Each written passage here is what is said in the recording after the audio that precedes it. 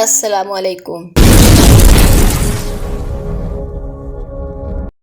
جی تو ویورز، آج آپ کے ساتھ سیدہ حضرت مریم علیہ السلام کا واقعہ شیئر کرنے والے ہیں۔ چینل پر نئے آنے والے چینل کو سبسکرائب اور ویڈیو کو لائک کرتے چلیں۔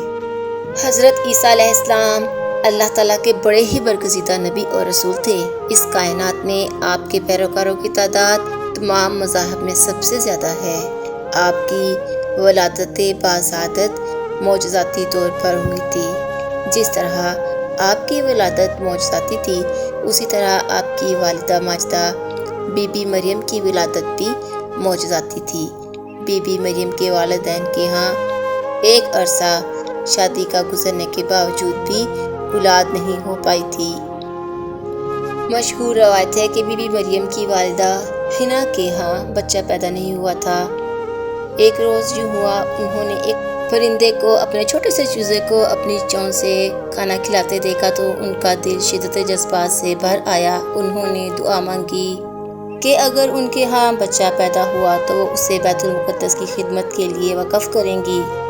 بی بی مریم کی ولادت باسعادت سے آپ کے والدین حد درجہ خوش ہوئے، لیکن ان کے لیے لمحہ فکریہ یہ تھا کہ وہ کس طرح سے اپنی بیٹی کو بیت المقدس کی خدمت کے لیے وقف کر پائیں گے۔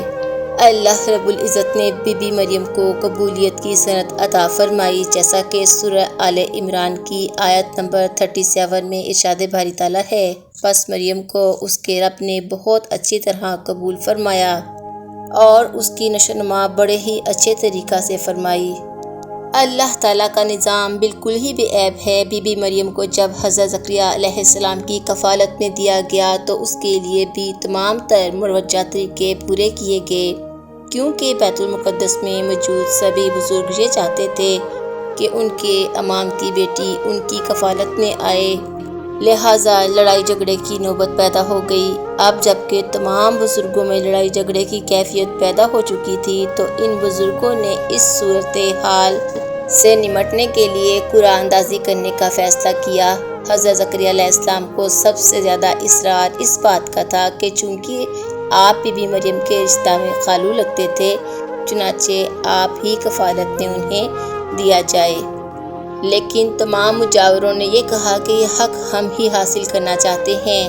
روایت بیان کی جاتی ہے کہ تمام بزرگوں نے اپنے اپنے قلم ایک جگہ پر جمع کر دیے اور ایک بچے کو کہا کہ ایک قلم اٹھا لائے۔ جب وہ بچہ قلم اٹھا کر لایا تو سب نے دیکھا کہ یہ قلم تو حضرت زکریا علیہ السلام کا قلم ہے۔ اس کے بعد بھی مجاور نہ مانے تو دو طرح سے اور قرعہ اندازی کی گئی، جس میں بھی حضرت زکریا علیہ السلام کا نام نکلا تو حضرت مریم علیہ السلام کو حضرت زکریا علیہ السلام کے سپرد کر دیا گیا۔ حضرت زکریا علیہ السلام نے بی بی مریم کے لیے ایک حجرہ مخصوص کر دیا بیت المقدس میں۔ حضرت زکریا علیہ السلام چونکہ بی بی مریم کے کفیل تھے، چنانچہ کبھی کبھار آپ ان کے حجرہ میں چلے جایا کرتے، مگر آپ جب بھی حجرہ میں جاتے تو آپ یہ دیکھ کر حیران رہ جاتے کہ بی بی مریم کے پاس انواع و اقسام کے پھل اور دیگر کھانے پینے کی اشیاء موجود ہوتی ہیں۔ بی بی مریم نہایت درجہ کی عابدہ اور زاہدہ تھیں اور اسی کے ساتھ ساتھ طہارت اور پاکیزگی اور تقویٰ میں اپنی مثال آپ تھیں۔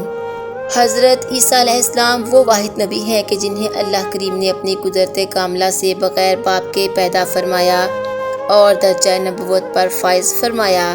آپ علیہ السلام کی والدہ ماجدہ بی بی مریم کی ولادت بھی معجزانہ تھی۔ بلا شبہ یہ کوئی معمولی بات نہ تھی کہ بیت المقدس کے لیے وقف شدہ لڑکی ماں بن جائے۔ اس لیے بی بی مریم بیت المقدس سے نکل کر مشرق کی جانب ایک مکان میں فروکش ہو گئیں اور لوگوں سے الگ تھلگ رہنے لگیں۔ یقینی بات ہے کہ یہ صورتحال خود ان کے لیے بھی پرسکون نہ رہی ہوگی۔ وہ ضرور سوچتی ہوں گی کہ یہ آخر سب کیا ہو رہا ہے۔ جب بی بی مریم کو حمل ہو گیا تو آپ پر اضطرابی کیفیت طاری ہو گئی۔ آپ کو درد ذہ شروع ہو گیا۔ آپ نہایت ہی بے قراری کے عالم میں ادھر ادھر دیکھنے لگی۔ اسی پریشانی میں بے اختیار آپ کے منہ سے نکلا، اے کاش کہ میں اس سے پہلے مر گئی ہوتی اور لوگوں نے مجھے فراموش کر دیا ہوتا۔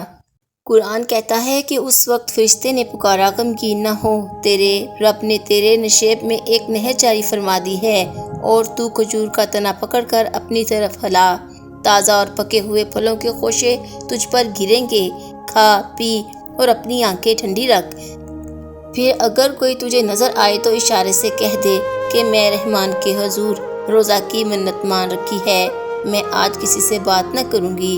پھر جب لڑکا پیدا ہو گیا تو وہ لڑکے کو لے کر اپنی قوم کے پاس چلی آئی۔ لڑکا اس کی گود میں تھا۔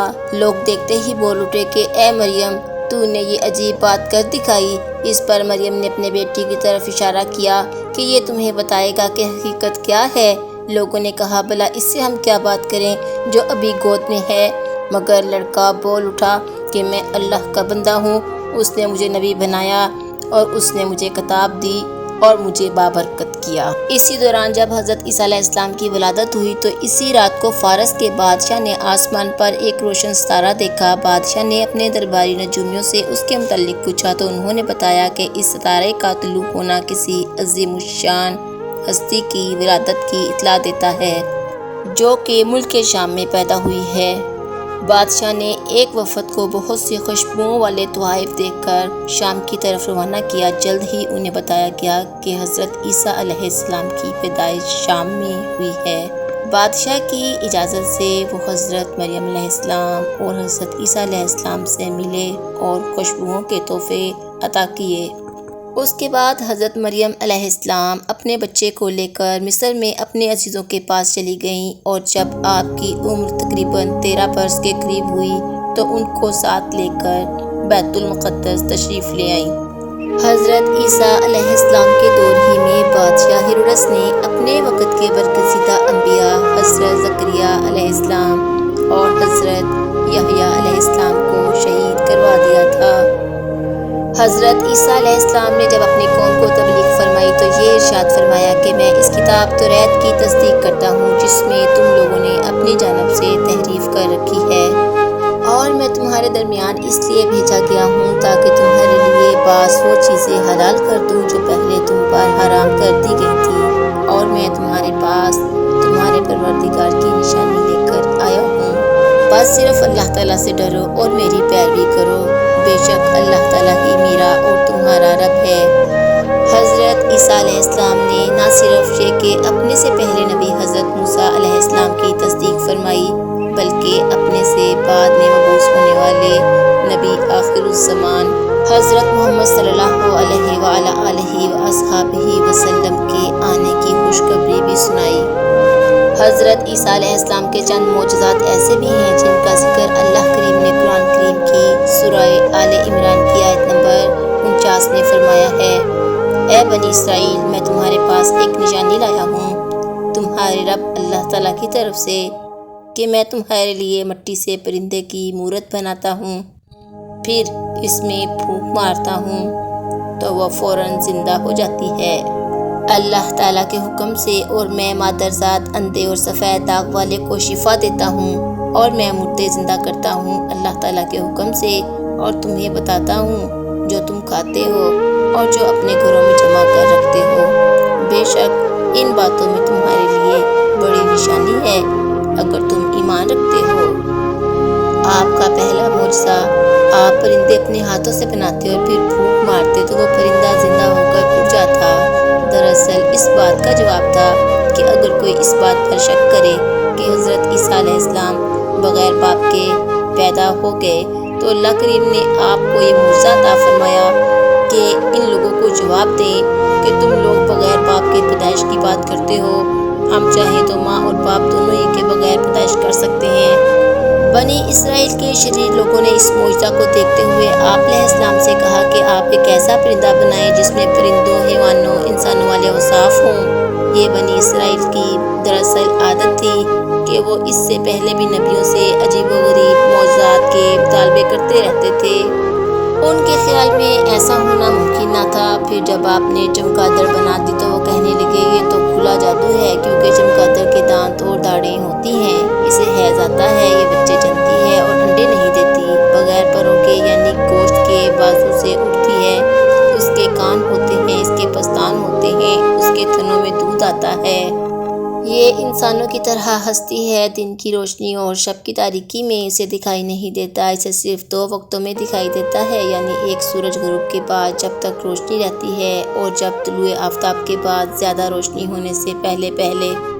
حضرت عیسیٰ علیہ السلام پیدائشی اندھوں کے لیے دعا فرماتے تو وہ بھی اکھیارے ہو جاتے۔ یہ دیکھ کر قوم کے ماہر طبیب کہہ اٹھتے کہ یہ تو جادو ہے، کیونکہ ان کے علم میں تو ایسی کوئی دوا تھی ہی نہیں کہ جو پیدائشی اندھوں کو بنائی عطا فرما سکتی ہے۔ مگر ان لوگوں نے یہ نہیں سوچا کہ اللہ تعالیٰ کے رسول کی دعا مبارکہ اور ان حکیموں کی دعا میں زمین اور آسمان کا فرق ہے۔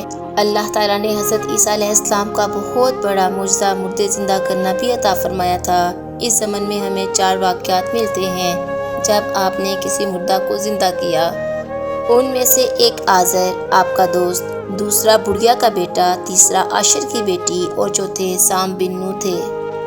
آزر آپ کا بہت قریبی دوست تھا۔ آپ کو آزر کی بہن نے اطلاع دی کہ آپ کا دوست آزر فوت ہو گیا۔ حضرت عیسیٰ علیہ السلام آزر کے گھر سے 3 روز کی مسافت پر قیام پذیر تھے۔ آپ اپنے چند حواریوں کے ہمراہ آزر کے گھر تشریف لائے۔ آپ نے آزر کی قبر پر جا کر دعا فرمائی۔ نہ صرف وہ زندہ ہو گیا بلکہ صاحب اولاد ہو کر فوت ہوا۔ اسی طرح ایک بڑھیا کا بیٹا فوت ہو گیا۔ وہ بڑھیا بہت زیادہ رو رہی تھی۔ آپ نے جنازہ لے جانے والوں کو روکا اور آپ نے دعا فرمائی تو اللہ تعالیٰ کے حکم سے بڑھیا کا بیٹا زندہ ہو گیا۔ اسی طرح ایک شخص کو بادشاہ نے عشر وصول کرنے پر مقرر کیا، اسی لیے اس کو عاشر کہا جاتا تھا۔ اس کی بیٹی جب اچانک فوت ہو گئی تو اس کا رو رو کر پاگلوں جیسا حال ہو گیا۔ آپ نے اس کو ایک مرتبہ اس حال میں دیکھا تو آپ کو اس پر بہت ترس آیا۔ آپ نے دعا فرمائی اور اس کی بیٹی زندہ ہو گئی۔ اس کے بعد آپ نے حضرت سام بن نوح کو زندہ فرمایا۔ جب وہ قبر سے باہر آئے تو وہ پوچھنے لگے کہ کیا قیامت برپا ہو گئی ہے؟ قیامت کے خوف سے ان کے سر کے نصف بال یکایک سفید ہو گئے۔ اس کے بعد انہوں نے کچھ دیر گفت و شنید فرمائی اور اس کے بعد وہ دوبارہ فوت ہو گئے۔ حضرت عیسیٰ علیہ السلام نے جب دعویٰ نبوت کیا تو قوم کی لوگ سرکشی پر اتر آئے، چنانچہ آپ اپنی والدہ کے ساتھ ایک شہر میں قیام پذیر ہو گئے۔ یہاں ایک شخص نے آپ کی بہت عزت و تکریم کی۔ ایک روز وہ شخص نہایت ہی افسردہ تھا۔ حضرت عیسیٰ علیہ السلام نے پوچھا تو اس نے بتایا یہاں کا حاکم بہت ہی ظالم ہے۔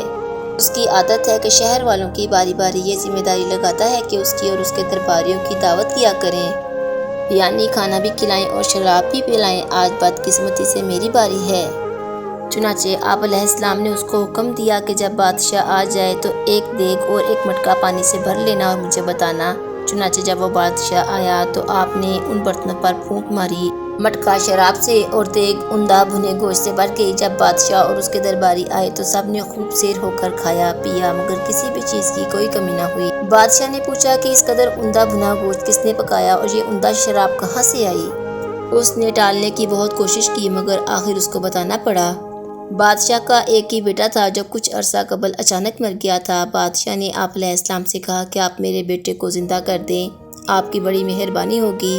آپ علیہ السلام نے فرمایا اگر تمہارا بیٹا زندہ ہو جائے تو کیا تم ایمان لے آؤ گے؟ وہ مان گیا۔ چنانچہ آپ علیہ السلام کی دعا سے اس کا بیٹا زندہ ہو گیا۔ بادشاہ اور اس کے درباریوں نے ایمان لانے میں دیر نہ کی اور یہی آپ کے سب سے پہلے مددگار تھے جن کو آپ کا حواری کہا جاتا ہے۔